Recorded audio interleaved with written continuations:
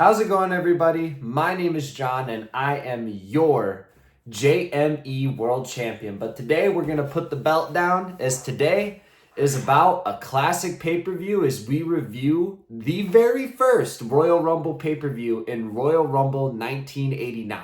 The very first match on the card is going to be Dino Bravo and the fabulous Rougeau brothers with little yapper boy Jimmy Hart versus the Hart Foundation and Hacksaw Jim Duggan. This match is kind of what you would expect from 1989 wrestling. It's a best 2 out of 3 falls match, so that's a little bit of a variant that I didn't expect to see way back in 1989. But the match is your classic American team fronted by Jim Duggan versus the foreign team and Dino Bravo and the Rougeau brothers. You guys can ignore the fact that the Hart Foundation is in fact Canadian. There's even a point in the match where Bret's in a rest hold getting worked over and the crowd chants, USA, USA, USA. And all I'm thinking is you know that dude's from Alberta, right? Overall, it's a pretty good match. Eventually, they work over Bret to the point where they can hit a double team, which actually looks pretty intricate. I don't even know what you would call it, but the Rougeaus hit a double team where they hold Bret up and one of them jumps from the top corner and they hit this sit-down pin for the 1-2-3, putting them up 1-0. Eventually, what ends up happening is Jim Duggan gets the hot tag. The crowd goes absolutely crazy. He goes wild for a bit. Then he teams up with Jim the Anvil Neidhart, launches him over the rope, catapults him, I believe the term is, over the rope. He then catapults Bret, who goes for the pin, even though he's not legal. He ends up fucking off. Jim Duggan picks up the 1-2-3, and just like that, we're tied at 1 fall apiece. Leading into the last fall, Dino Bravo is eventually legal. I believe he's working over with Bret Hart, and the referee is distracted in the corner with the Rougeau brothers, and Jim Duggan, even though he's a white, clean babyface, smacks Dino Bravo in the back of the head with the 2x4, having him fall over and allowing Bret Hart to pick up the 1-2-3 in a pretty decent match that I'm gonna rate 2.5 stars out of 5. Next up, for the WWF Women's Championship, we have Rockin' Robin versus Judy Martin with Sensational Sherry on commentary, who, I'm not gonna lie, steals the whole fucking show from the match with her commentary performance. The match starts off after the Judy and Rockin' Robin both make Judy gets a jobber entrance. She's just in the ring. We don't even get to see it. After Rockin' Robin makes her entrance, Sensational Sherry comes into the ring and she's like, whoever wins, I'm gonna beat your ass because you're not even half the woman I am. Both of you put together isn't even half the woman that I am. And Sherry then joins Monsoon and Jesse Ventura on commentary, and she does a really good job on commentary. She makes a comment calling Rockin' Robin skinny and refers to her as a bird. There's eventually a move that one of them hits for a close 2 count, and Sensational Sherry goes, somebody end it already.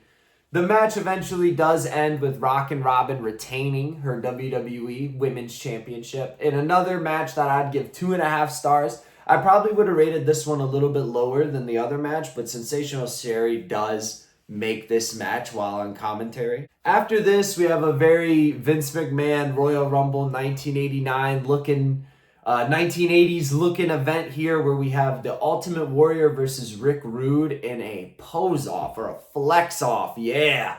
And they do a few different rounds and poses, but it's determined by crowd reaction. So obviously the crowd's gonna cheer Ultimate Warrior and boo Rick Rude, which even to a point commentary says like, okay, you know, like Rick Rude's obviously pretty fucking built. But the entire time Rick Rude has this flex bar. He keeps flexing his flex bar, which he eventually ends up hitting Warrior in the back of the head with after he loses the competition. Overall, I give this segment a 1.5 stars. It went on way too long. There didn't need to be 4 rounds of poses. You could have probably gotten by with 3, maybe even 2. But like I said, it's the 80s, so you gotta bear with it. Next up, you have the best, what I would say would be the best normal match on the card. You have King Haku versus Harley Race with Bobby the Brain Heenan on the outside, who repeatedly switches sides throughout the bout.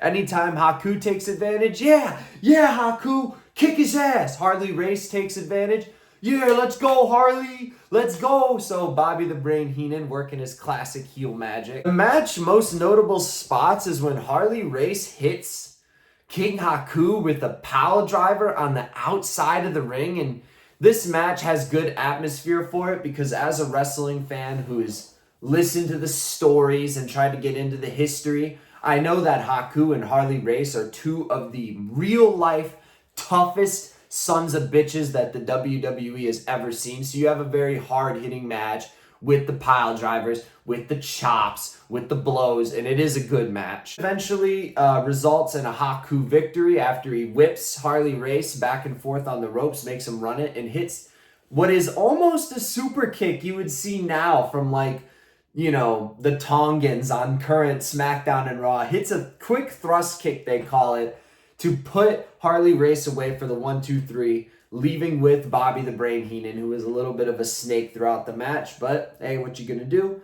I ended up giving that match a 3-star rating. And next up, the match that everybody has been waiting for, we have the actual Royal Rumble 1989, which I thought definitely exceeded my expectations. We're not going to get into all the spots in this match or go over all 30 entrants, but it definitely exceeded my expectations in a few different metrics. The first of which was the star power itself. I didn't expect to know everybody, but I knew most of the people. It starts off with Axe and Smash from Demolition, which I thought was a very clever way to start it, and they make it seem like maybe Ted DiBiase had something to do with them two starting off together, because earlier in the show, they show a video of people opening their numbers, and Ted gets a little bit upset about his and makes a deal with the Slickster to swap. And I believe he was the manager of Demolition at that time. Somebody can correct me if I'm wrong, of course.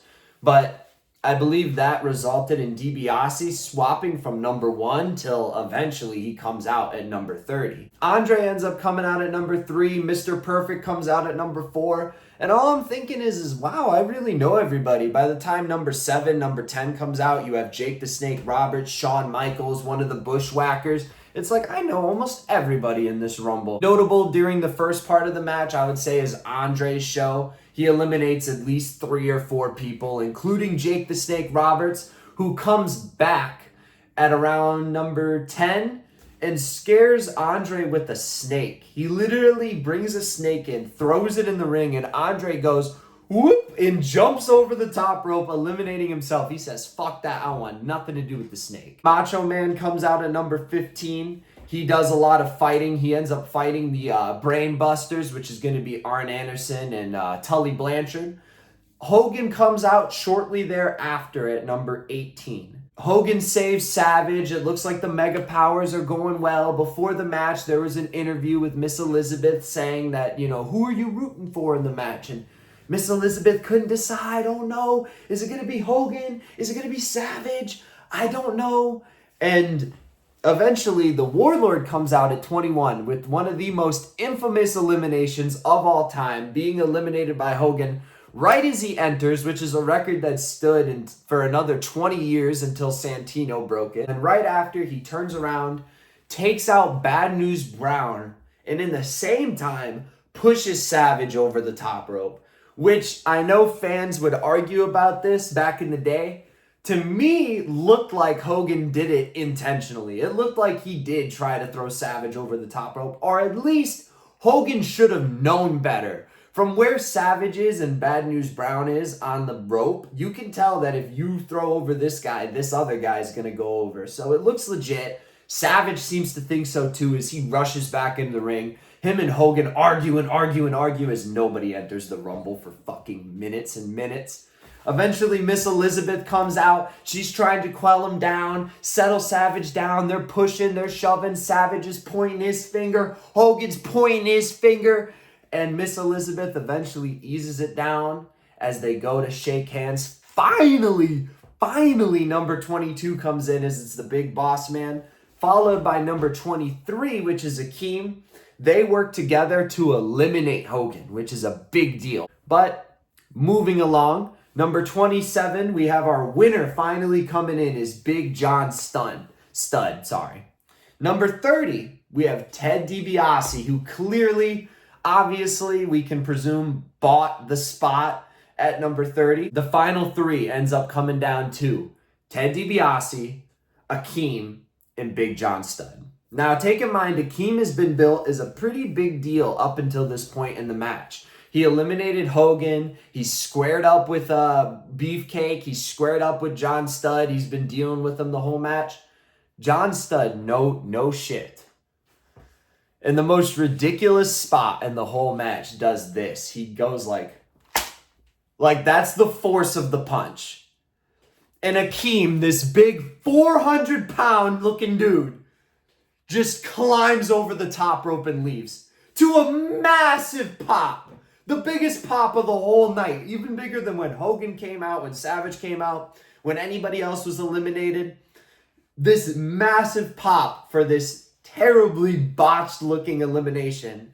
Throughout the match, there was a lot of spots where people didn't really know what to do. There was a lot of spots where eliminations probably didn't happen when they should have, where people basically had to like walk away while another person gets eliminated awkwardly, or maybe this one person's swinging and then all of a sudden they need to get thrown over for the timing. And you can tell that they haven't fully figured out what they're doing with the Rumble. But what I'll say is for it being the Royal Rumble in 1989, it definitely exceeded my expectations. Final two, like I said, Ted DiBiase, John Studd. John Studd eventually throws Ted DiBiase out, resulting in him being the first ever winner of the 30-man Royal Rumble. I think John Studd was a fine choice for the winner. The crowd was into it, but personally, I think with how unmemorable he is, like this is all John Studd is really known for, is this Rumble victory. So I think that it might have been a missed sight, but who cares? At the end of the day, it's a feel-good victory. I thought the Royal Rumble match itself was pretty good. I'd give the Royal Rumble match a 3.5 stars out of 5, which may seem like I'm being a little bit shorted, but you got to remember, I'm comparing this to like the Royal Rumble 2001 and the Royal Rumble 1992 that happened shortly thereafter.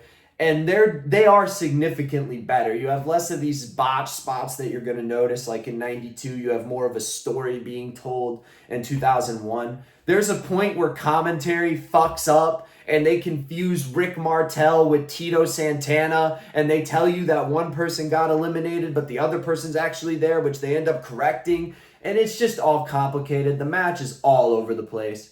But I still think it laid the foundations very well for what we would come to know as the Royal Rumble. I think that the star power was pretty damn good, even for it being 2024. So many years later, I still was able to know who most of the people were. So that's pretty impressive. And that was pretty much it. I hope you guys enjoyed. Let me know what you think of the show in the comments below. Thank you to the lovely Facebook user who recommended this pay-per-view to me to watch and review. If you guys had anything you would like me to watch or review, make sure you leave it in the comments below. And I will see you all in the next one. Peace out.